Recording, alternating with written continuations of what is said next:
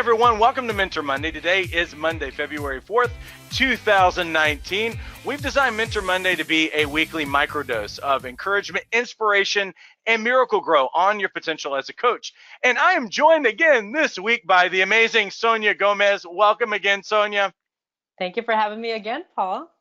And we're going to have a great conversation today about moving from a counseling therapy background into coaching.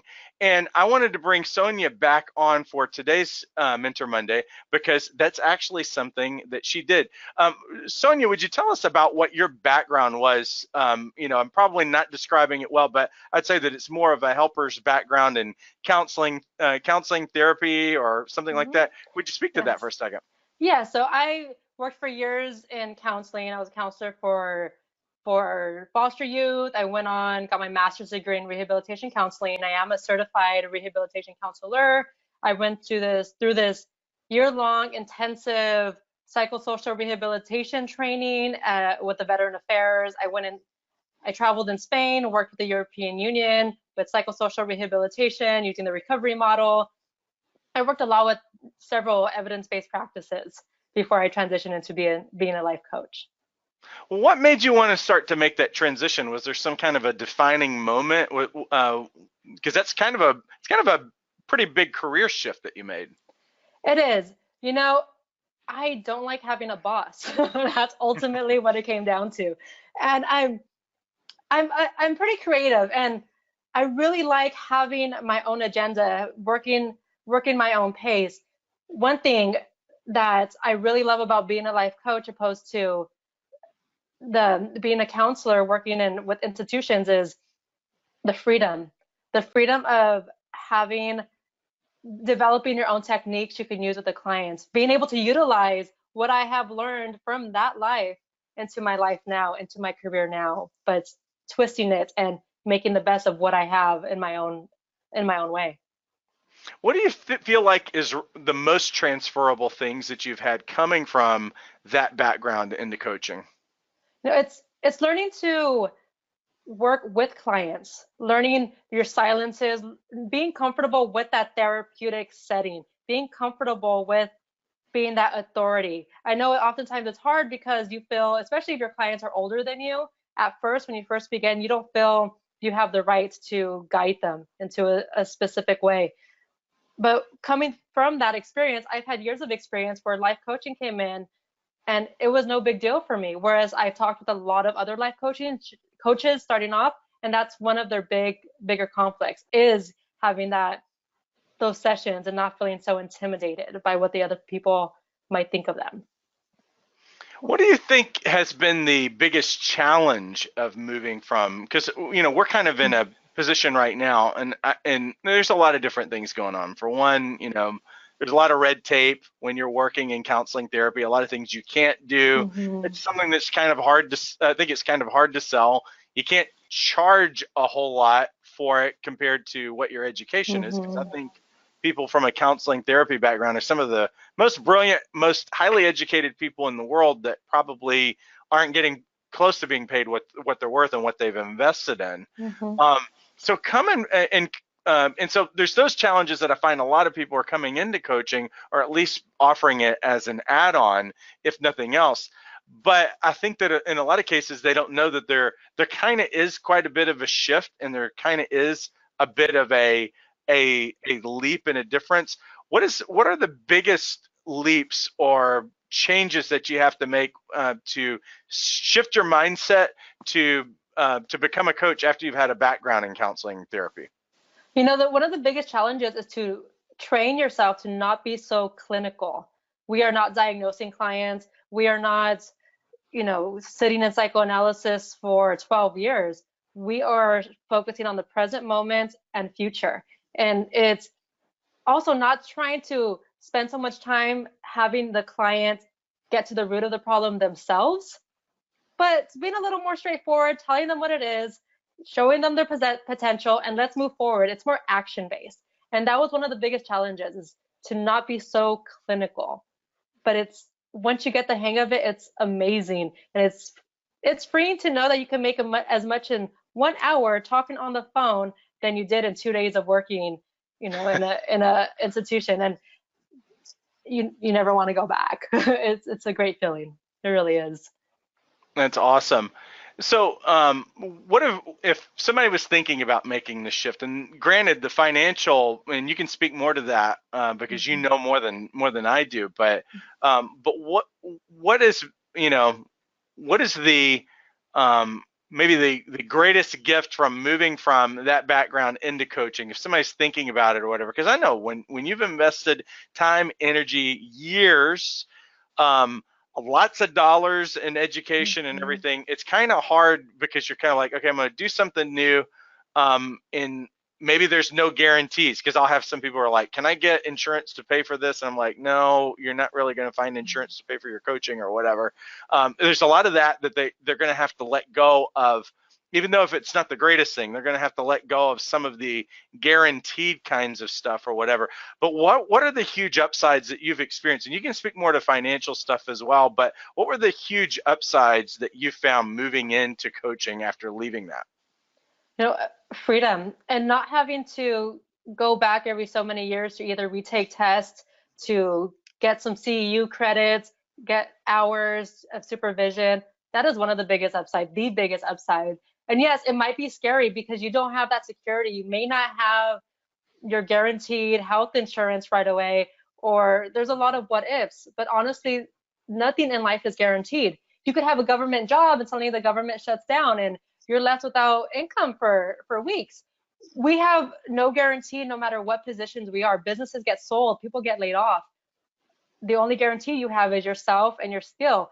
An upside to this is nobody can take this away from you. Even when the economy plummets, there are still people willing to pay you for this. Insurance doesn't pay you, but there are people who are willing to pay top dollar for what you have to offer. Yeah, that's really, really good.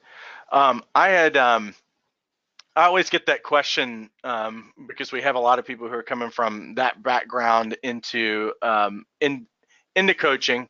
Um, Sometimes they want guarantees. Sometimes they want to feel like this is a legit profession, that this is a credible profession.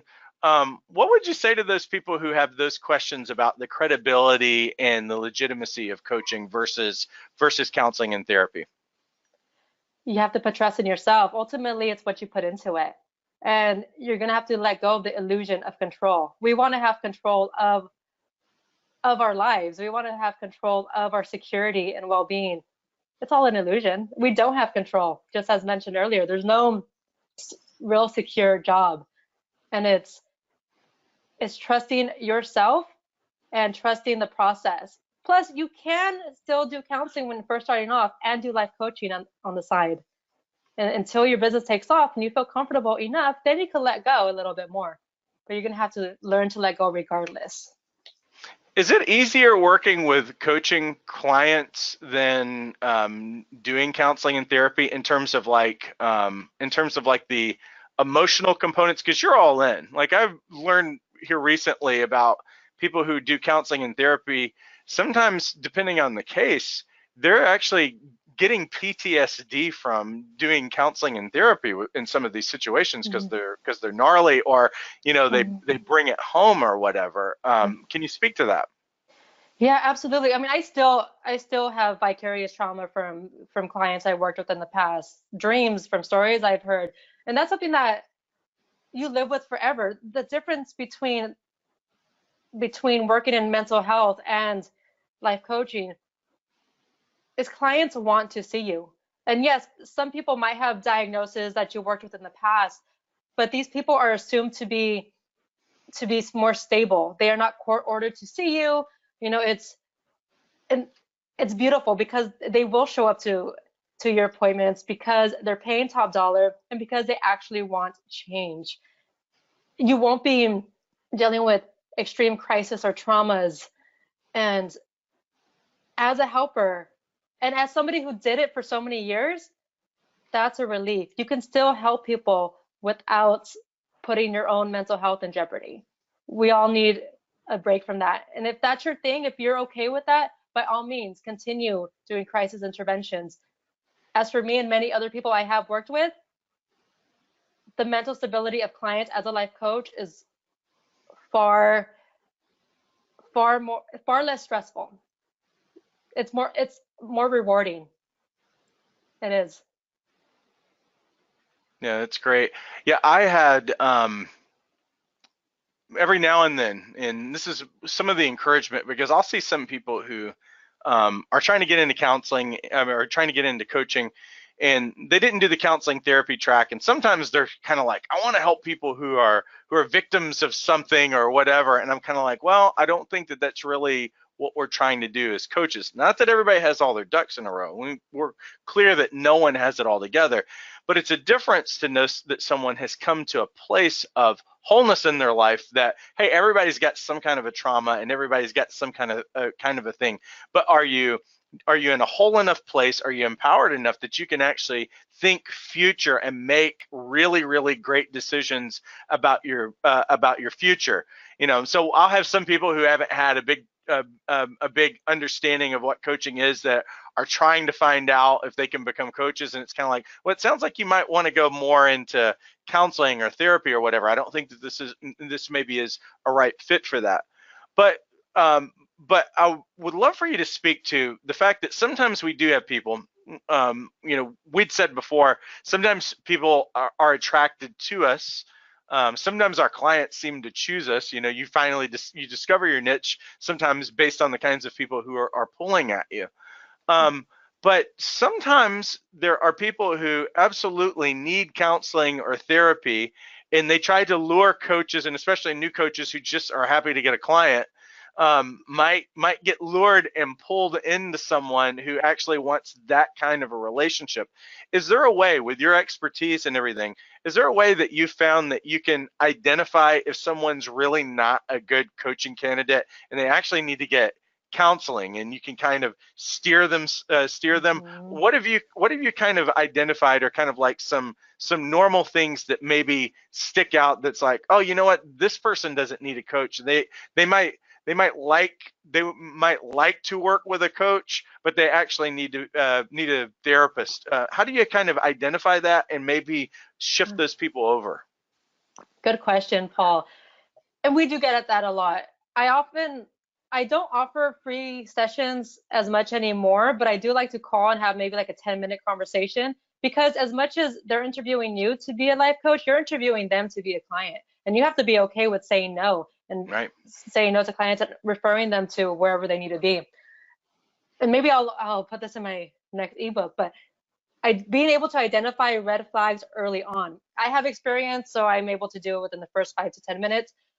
For other people, if a potential client talks about suicide ideation, suicide at all, if they talk about homicide at all, biggest red flags, send them on their way, send them a crisis hotline number, let them know that's not what you do, and move on.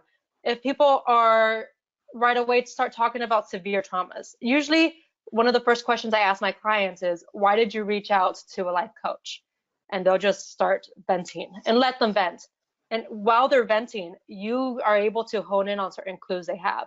If they're only talking about their sexual traumas, about when they're in war, if they're a veteran, and about their time in war, red flags. That's probably not something you can help them with legally, and it's best to send them on their way.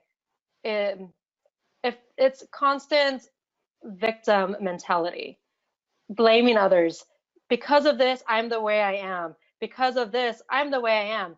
I went to this therapist, and nobody could help me. It's has nothing to do with the other therapists. It probably has something to do with them, and it's time to move on from them as well. So, suicidal ideation, homicidal ideation, severe traumas they mentioned right away, and victim mentality. Those are people, no hesitation, send them on their way and move on to your next potential clients. That's excellent. One last question. How do you move out of, you used this term a little bit earlier, of diagnosis? I don't diagnose anymore. How do you successfully move your mindset? Where do you look? Where do you focus if you're going to move from diagnosis mode into coaching mode?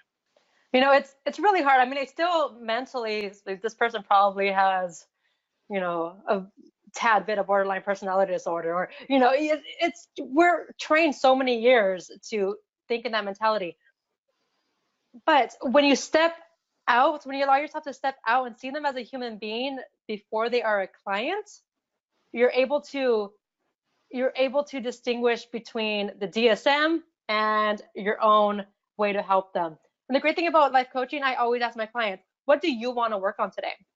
And they'll tell you, I want to work on being more assertive. I want to work on boundaries. Okay, let's focus on boundaries. We're not focusing on treating psychosis and using cognitive behavioral therapy. I mean, of course, you can utilize it within your scope of practice, but remember, it's present and forward based. You are not going backwards. You are not healing anybody. You're not curing anybody. You're merely providing steps so your client can help themselves. You're providing tools so your clients can use on themselves to become the best versions of themselves. So always ask your clients, what do you want to work on today? And that completely just takes away from the clinical standpoint. That's so awesome. I am going to sneak one more question in. What's the growth potential for your business, for a coach versus someone who maybe they have a clinical office or something like that? What's the growth potential? Just looking purely at numbers and at business as you look at it compared to other people that maybe you've left, that they're still in the field, or maybe they're still in that office or whatever. What's the growth potential? There's so much more potential with being a life coach. And the beautiful thing is, for us life coaches, many people have started to stigmatize mental health professionals. People don't want to see a therapist anymore, especially if they know they're not severe. Life coach has become mainstream. There are a lot of life coaches out there. We have Tony Robbins, we have Gabby Bernstein, and there are a lot of self-help books that have self-care has become a trend. Life coaches have become a trend. So, and with social media and using the internet, we're allowed to be our authentic selves. Whereas if you're in a more clinical setting, you have to have that mask on at all times. There's so much more growth potential for life coaches. And you can work remotely. I'm literally sometimes in my pajamas with my headphones on, helping people, getting paid $200 an hour. That's awesome. And it's amazing. There's growth is life coaching is where it's at. It really is. That's good. So, final thought for you. What's one final encouragement that you would like to give to someone? They're wanting to make this shift. They're a little bit scared. Is there maybe kind of a step you would tell them, maybe a preliminary step, or what would you tell them? It all depends on their individual core values. What are your value? What do you value in life? Do you value freedom? Do you value flexibility and schedule? Or do you value the security of a 9 to 5? Do you value an office job in a cubicle? It's really up to you and your preference. If it is not for you, by all means, do not do it. Some people prefer, being in the clinical setting, and that's cool. But if you value freedom, if you value flexible schedule, if you value staying at home, not having a boss, by all means, do life coaching. And you don't have to abide by the APA if you're not licensed. You don't have people over your shoulder micromanaging you. You don't have to have certain clinical hours and supervision every so often. You do you. You do what's best for you and your client. You develop your own protocols through trial and error, and you just have fun with it. You can be you, and that's one thing I love about it the most. You're not limited by social norms, in a sense. I mean, we all are, but you're not limited by institutional norms. It's great. It's beautiful. Yeah, that's awesome. So if anyone would like to connect with Sonya from this point on, we flashed it on the screen a few times, but there's a link on this page right now that you can connect. Follow Sonya on Instagram. Also, Sonya just had a book that came out, and we spoke about it on a previous Mentor Monday. But it's called the Life Coach's Playbook: The Secret to Creating a Winning Life for You and Your Clients. And this is a way for you to learn from a coach who has left a previous career where she was really successful, redefined her life, redefined her career. And so in this book are some amazing tools to help you grow in self-awareness, help you to confront maybe some of your barriers and belief systems, some tools that you can continually use in your own life, also use with your clients, but also some practical strategies so that you can be successful as a coach. Sonya, obviously she's a grad from our program, but in her own right has built out so many amazing things in her career, in her own practice, but now she's coming back and helping other coaches. And I'd love for you to get your hands on this book. You can click the link that we have on the webpage right now and go right over there, and you can buy it, and you can have it in your hands in seconds. You can put it on your Kindle, you can put it on your phone, it can be printed or whatever, but you can have access to it immediately. So enjoy instant gratification, at least today. It's definitely a good thing to indulge. Sonya, I appreciate you so much for spending time with us. We had some technical glitches that you guys didn't get to see, a lot of laughs about it, a lot of me feeling like I'm much older than what I really am.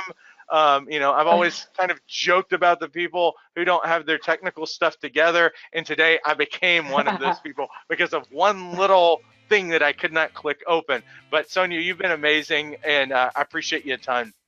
Well, thank you, Paul. I appreciate you too. The feeling's mutual. Thank you for having me on the show again. All right. Well, listen, I hope you guys have a great Monday. Have a great rest of your week. Keep being bold. Keep taking incredibly large steps. Take the small step that's in front of you. Take the big step. Just make one decision today that was a little bit bolder that you weren't willing to make yesterday. And let's keep pressing forward. Listen, have a great rest of your week and take care.